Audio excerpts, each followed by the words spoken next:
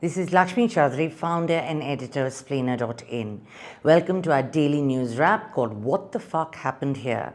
It pretty much sums up what we feel when we watch or read the news. But we are here to make it easier and fun to know what's up at the end of every day. So here's what you miss while making plans for your Friday night.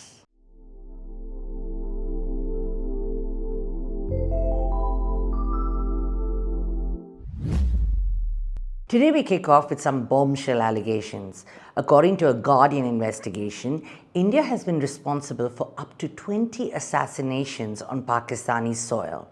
The report is based on interviews with Indian and Pakistani officials, plus documents shared by the Pakistanis. They say these killings are part of a policy adopted by RAW since 2019.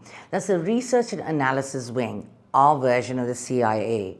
RAW, as the Guardian points out, is directly controlled by the PM's office. Here are the most dynamite bits. Apparently, these operations were led by Indian sleeper cells operating out of the UAE.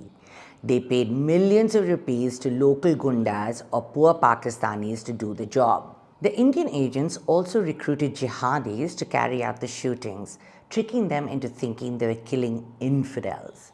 The targets were mostly Khalistani and Kashmiri terrorists charged with serious and violent crimes. One example is the notorious commander of Jaish-e-Mohammed, Shahid Latif. After multiple attempts, he was finally killed by an illiterate 20-year-old who worked in an Amazon packing warehouse. RAW paid him 15 lakhs to track Latif down and another 15 lakhs to kill him. The trigger for this killing campaign was the Pulwama attacks in 2019. That's when a Jaish-e-Mohammed suicide bomber targeted a CRPF convoy in Kashmir. 40 Jawans were killed that day. The aim was to kill the terrorists abroad before they could kill anyone on Indian soil, a version of the PM's promise, "Ghar mein ghus ke marenge." An Indian intelligence officer says the plan was inspired by similar assassinations carried out by Israeli and Russian intelligence. More worryingly, they were also inspired by the gruesome killing of Jamal Khashoggi. As you may recall, the Washington Post columnist was chopped up into bits at a Saudi embassy in Turkey in 2018. The evidence points to Crown Prince Salman in that case. Apparently, a senior officer said in a high-level RAW meeting, "If the Saudis can do this, then why not us?" Of course, the Ministry of External Affairs has strongly denied all allegations, calling them false and malicious anti-India propaganda. And an ex-RAW officer interviewed by The Guardian says the killings were carried out by the Pakistanis, likely to make India look bad. But this story comes at a bad time for New Delhi, right when it is under pressure for allegedly trying to assassinate Sikh separatist Gurpatwant Singh Pannu in the US. And after it has flatly denied accusations by the Canadian government of shooting Hardeep Singh Nijjar on its soil. In fact, Indian intelligence sources say that New Delhi suspended all operations after the US went public with the plot to kill Pannu. This time, the blowback may be even bigger because it's election time. Now we turn our attention back home and on the Supreme Court, which has been super active these days. Today, it blocked a key ruling by the Allahabad High Court. Last month, the court had declared the Madrasa Act to be unconstitutional. The judges claimed the act required the UP government to fund Muslim educational institutions as part of the Minority Welfare Department, and this violated the principle of secularism. The Supreme Court will hear the case in July, but the justices have already made it clear that they disagree with the lower court. They said the High Court had misunderstood the provisions of the Madrasa Act. By the way, there are about 25,000 madrasas in UP, of which 16,500 are recognized by the Madrasa Education Board. Of these, only 560 receive grants from the government. So there's that.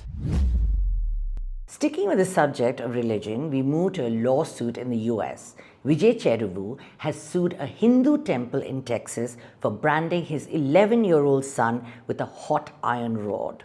This is allegedly part of a religious ceremony in 2023 when the boy was branded on his shoulder in the shape of Lord Vishnu.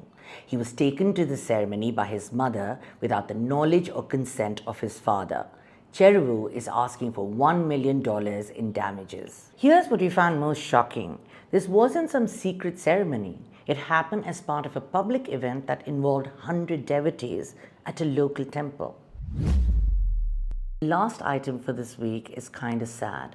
Tennis legend Rafael Nadal has pulled out of the Monte Carlo Masters just weeks ahead of the far more important French Open. Rafa says, "My body simply won't allow me." The 37-year-old opted out of the Australian Open earlier this year due to a muscle injury. He then dropped out of Indian Wells, where he was supposed to make his comeback after missing the 2023 season. He has only played in the Brisbane International this year and doesn't seem to have recovered fully from his back injury. He was clearly in pain at an exhibition match in Las Vegas last month. Everyone is bracing for Rafa to pull out of the French Open next. That would be really sad. He has always blown out the candles on his birthday cake in Paris on June 3rd during the tournament. That's it for now. Be sure to check out Splainer's daily edition on Monday morning. It has all the news you need to know, served with a generous dollop of fun. I'll be back with the next edition of What the Fuck Happened Here every weekday evening. Be sure to follow us so you don't miss out. See you on Monday.